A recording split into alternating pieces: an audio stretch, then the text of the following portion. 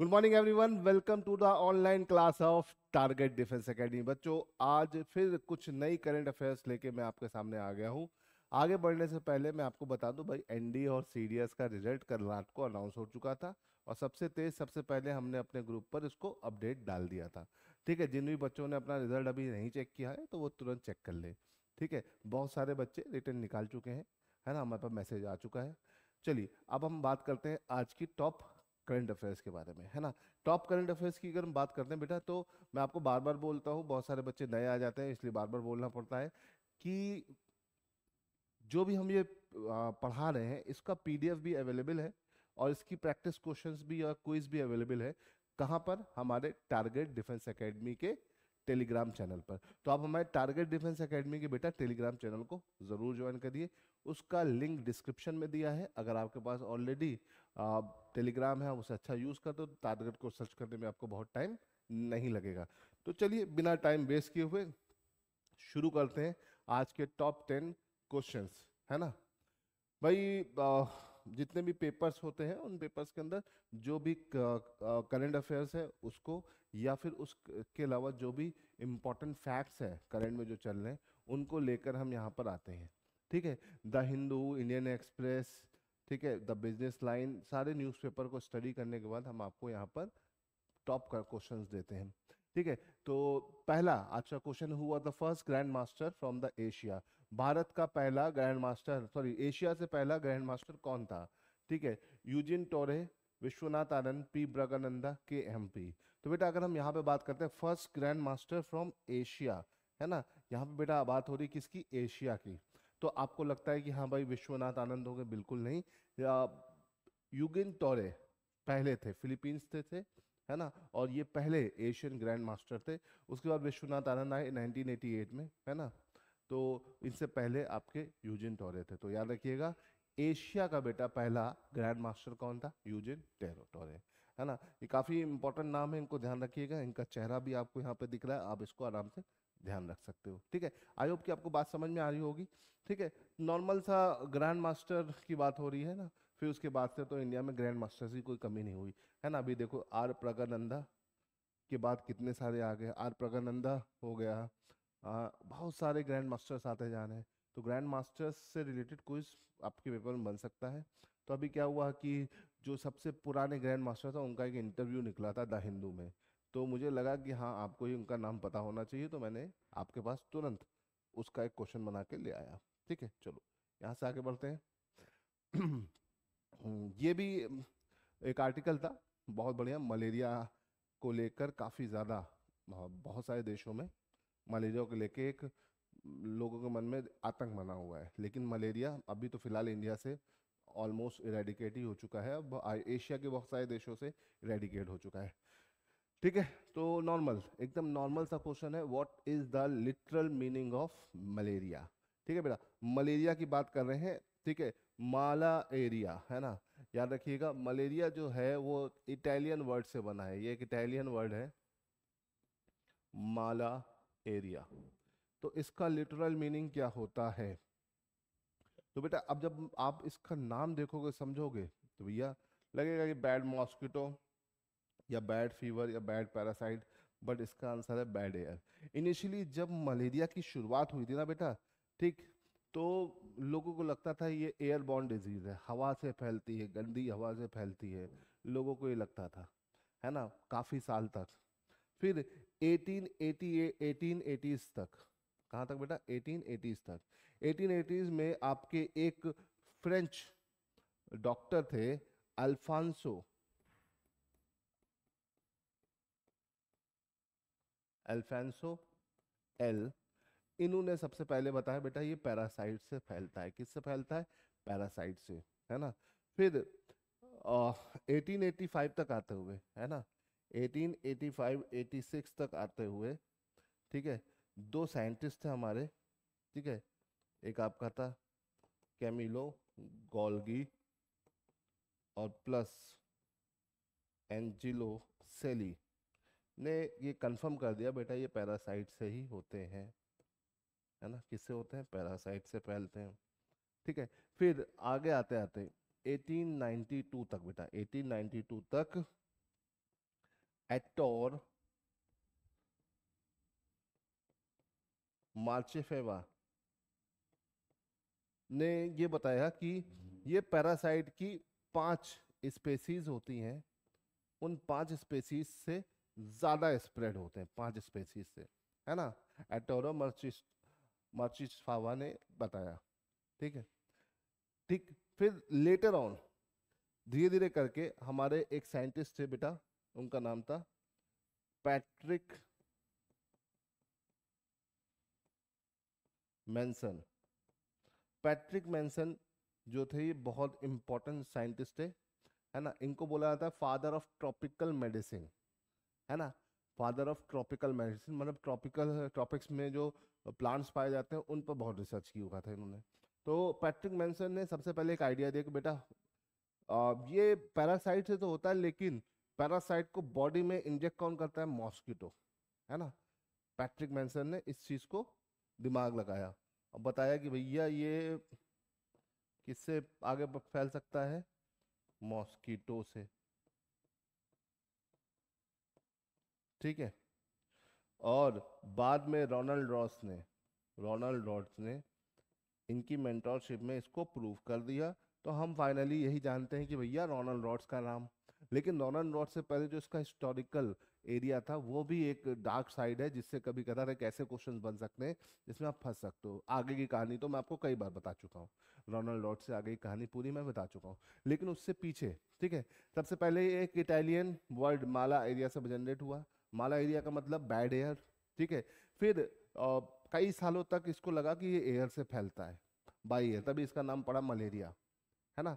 Later on 1885 1886 में, ठीक है बेटा, यहाँ पे क्या हुआ? पैरासाइट्स, हमें ये समझ में आया पैरासाइट से फैलता है ना। और धीरे धीरे करके देखो 1880s में अल्फांसो एल ने ये पहले ही बता दिया था, फ्रेंच डॉक्टर थे, भैया ये पैरासाइट से फैलता है ना। ये आइडिया दे दिया था। इसको प्रूफ किसने किया? कैमिलो गोल्गी और एंजिल सैली ने।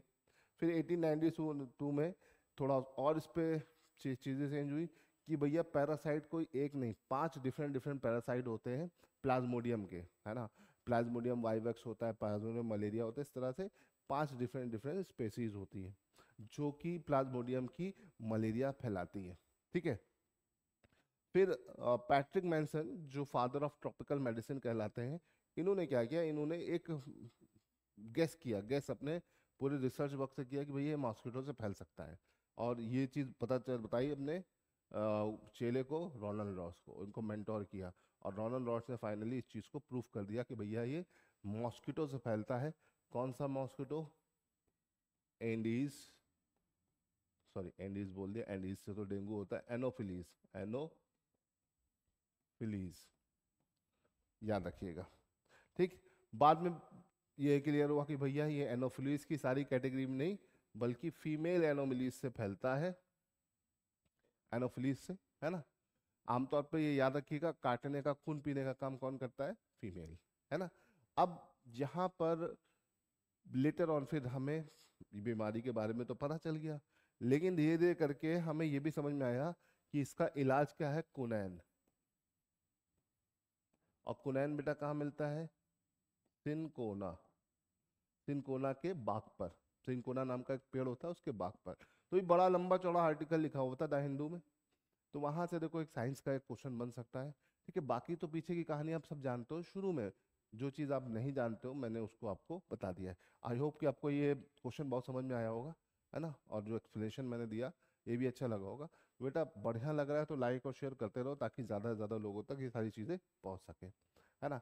हाँ भाई बड़ा न्यूज़ में चल रहा है शिमला एग्रीमेंट, है ना। शिमला एग्रीमेंट क्यों न्यूज में है भैया? जो पहलगाम में टेररिस्ट का अटैक हुआ, उसके चलते इंडिया बहुत ज्यादा सचेत हो गया। पहले तो उसने इंडस ट्रीटी को स्टॉप कर दिया, है ना। 1960 में शुरू हुई इंडस ट्रीटी, पहली बार जाके स्टॉप हुई, ठीक है। और शिमला एग्रीमेंट पर भी अब सवाल उठ रहे हैं, है ना। भाई शिमला एग्रीमेंट को क्या तोड़ेंगे? पाकिस्तान तोड़ेगा कि इंडिया तोड़ेगा? इस पर लेके चर्चाएं चल रही है। शिमला एग्रीमेंट बेटा हुआ था, कब हुआ था? 1971 की जो वॉर हुई थी इंडिया पाकिस्तान की, जिसमें इंडिया ने बांग्लादेश बनाने में मदद करी थी, मुक्ति बहनी को मदद करी थी, और 1971 में बांग्लादेश बना।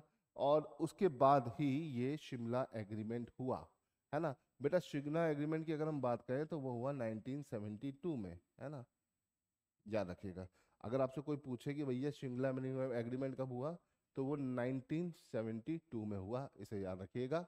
1972, 2 जून 1972, है ना, 2 जून 1972 में शिमला एग्रीमेंट हुआ, है ना। इस एग्रीमेंट का मेन मोटिव क्या था, दोनों देशों के जो भी हेड थे उन्होंने इस एग्रीमेंट को किया। शिमला मतलब हिमाचल प्रदेश की राजधानी शिमला में हुआ, और इंदिरा गांधी और जुल्फिकार अली भुट्टो, इन दोनों ने मिलकर इस एग्रीमेंट को साइन किया। आप देख सकते हैं इधर इंदिरा गांधी, इधर जुल्फिकार अली भुट्टो थे, और इनका सिंपल सा एक फंडा था कि क्या करना था। इस ट्रीटी का मेन मोटिव क्या था, put an end to the conflict and confrontation, है ना बेटा, याद रखिएगा।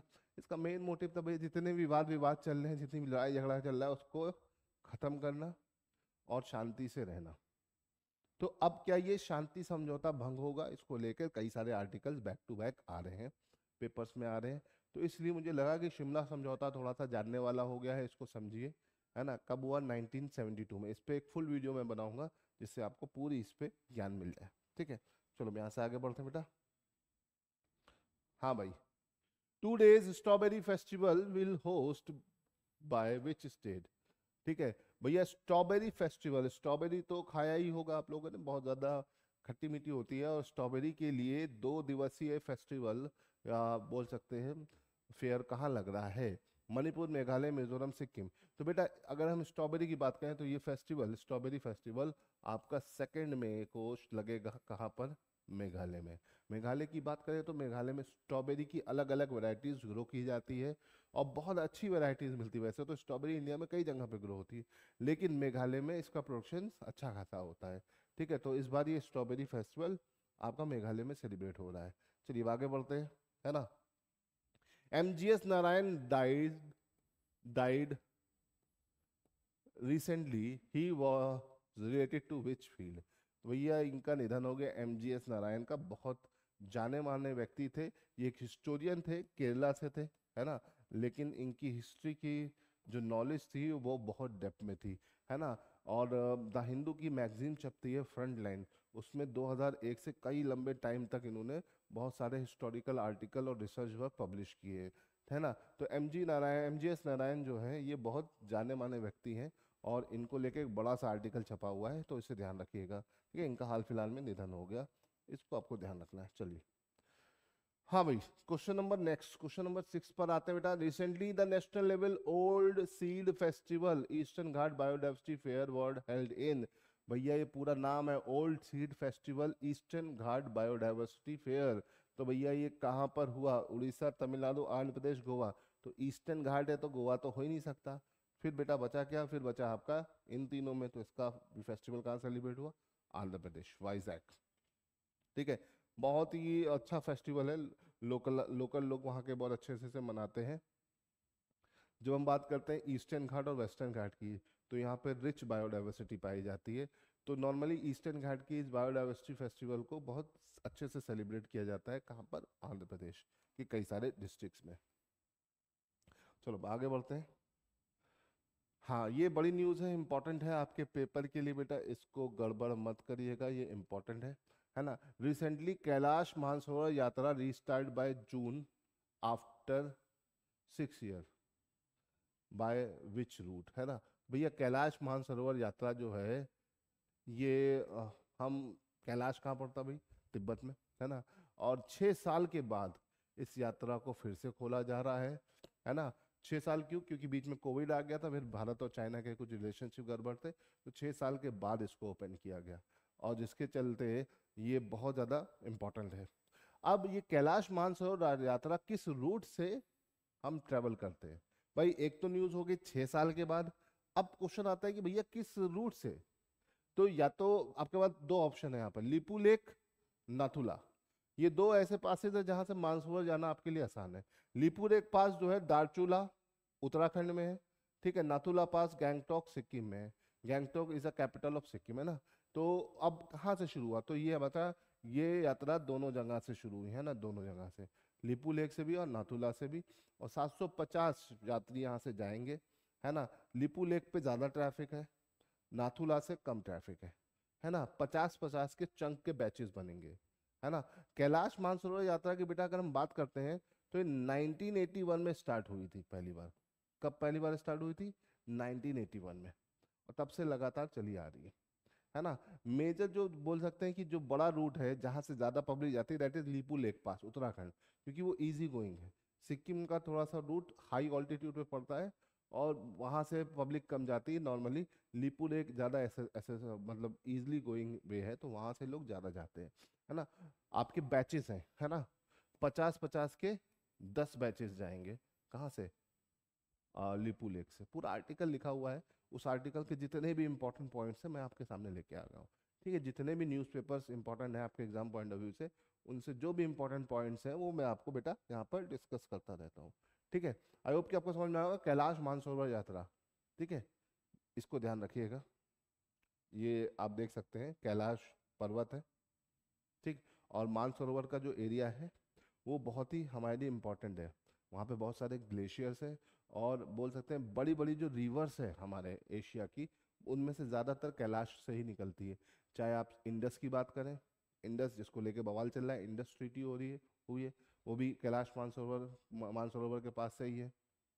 दूसरा आपका सतलज रिवर भी वहीं से ओरिजिनेट होती है। तीसरा ब्रह्मपुत्र रिवर भी वहीं से ओरिजिनेट होती है। तो इतनी तीन बड़ी बड़ी अपनी देश की ही नदियाँ कहाँ से ओरिजिनेट कर रही हैं? मानसरोवर से। तो मानसरोवर को थोड़ा सा आपको याद रखना है, ठीक है। जब आप ज्योग्राफी पढ़ते हो तो वहाँ पे कई सारी चीज़ें इस पर आती है। चलिए अब आगे बढ़ते हैं, बड़ा इंपॉर्टेंट है itai itai. Itai itai disease is cause by, itai itai रोग किस कारण होता है? कैडमियम नाइट्रेट, मरकरी, आर्सेनिक, है ना, आर्सेनिक, ठीक है। तो बेटा यहाँ पर अगर हम इटाई इटाई की बात करते हैं तो इटाई इटाई जो होता है वो एक पोल्यूशन से जनरेट बीमारी है, ठीक है। जब आपके सिस्टम में कैडमियम, फैक्ट्री से निकलता हुआ कैडमियम बहुत ज़्यादा आ जाता है, तो आपको कौन सी डिजीज हो जाती है बेटा?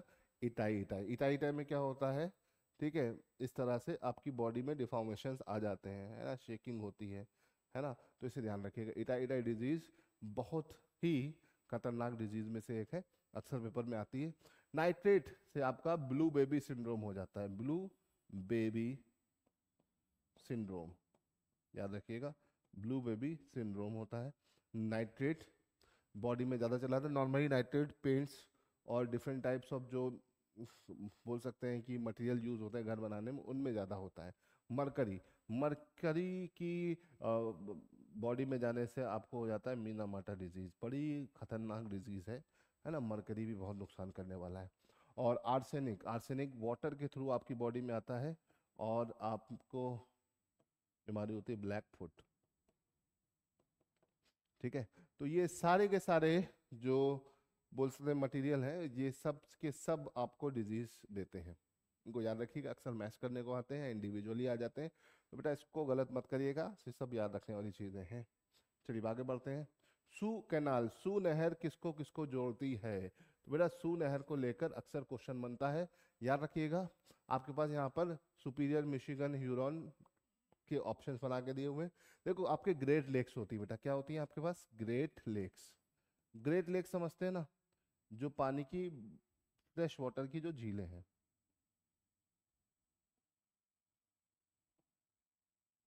ठीक है। तो Superior, Michigan, Huron, Ontario, Erie, इस तरह से ये पूरी जाती है ना। ठीक, हमारा काम शुरू के 3 में ही होना है, ठीक है। 5 ग्रेट लेक्स हैं, 5 ग्रेट लेक्स में कौन कौन सी? सुपीरियर है, मिशिगन है, ह्यूरॉन है, एंटोरियो है और एरी है ना। 5 ग्रेट लेक्स हैं।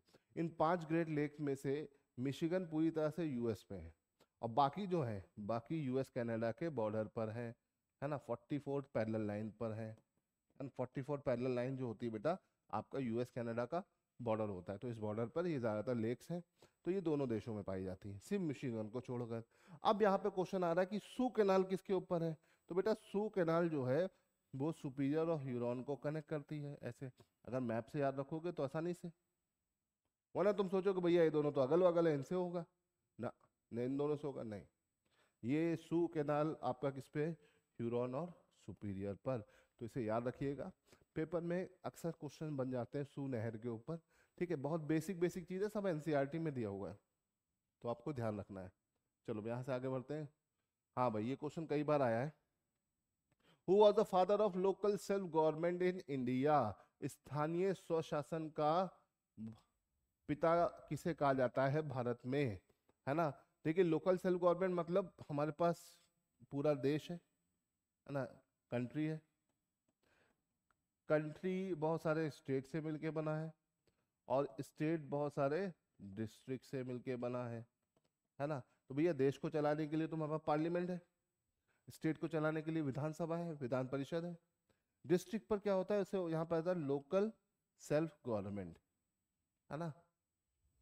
Local self government, LSG, Lucknow super giant नहीं बेटा, local self government in short लिखा है ना। तुम समझो कि लखनऊ सुपर जायंट ये गलत है ना। लोकल सेल्फ गवर्नमेंट, अब डिस्ट्रिक्ट दो तरह के होते हैं ना, या तो रूरल होगा या फिर अर्बन होगा, है ना। अर्बन एरिया में क्या किया गया, म्युनिसिपल कॉर्पोरेशन में म्यूनसिपालिटीज का डेवलपमेंट, और रूरल एरिया में क्या गया, रूरल एरिया में पंचायती राज सिस्टम का डेवलपमेंट, है ना। तो जो इनिशियल कॉन्सेप्ट था, ये देने का काम किया था लॉर्ड रिपॉन ने, याद रखिएगा।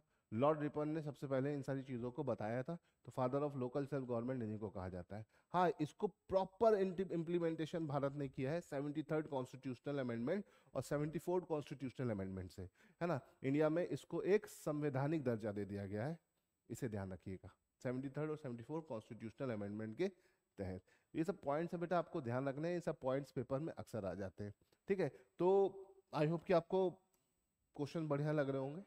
ठीक है, तो चलिए बेटा आज इतना ही रहने देते हैं, कल सुबह मिलेंगे कुछ और नए करंट अफेयर्स के साथ। टिल देन, जय हिंद, बाय बाय।